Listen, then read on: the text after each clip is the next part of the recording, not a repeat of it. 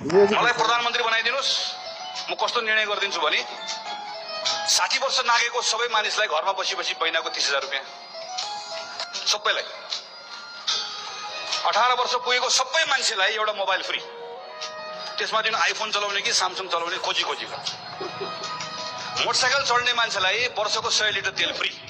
Rail ल्याएका छौँ, अब केही दिनभित्रबाट नियमित रूपमा सञ्चालन गर्दैछौँ। पूर्व पश्चिम रेलको बाटो हामी निर्माण गर्दैछौँ। पूर्व पश्चिम रेलको बाटो केही ठाउँमा निर्माण सुरु भएको छ, केही ठाउँमा निर्माण अब सुरु हुँदैछ।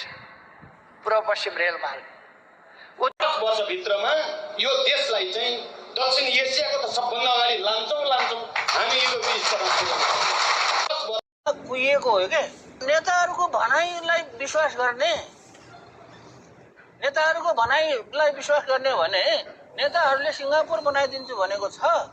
नेपाल नेताहरूले ल यो आर्थिक वर्षमा यति रोजगारी सिर्जना गर्छु भनेको छ। मैले कहिले कसैको निर्देशन मानेर हिँडेको छु अहिलेसम्म? 30 वर्ष भयो नेपालमा बसेको। 30 वर्षमा म आफूले निर्देशन दिन्छु।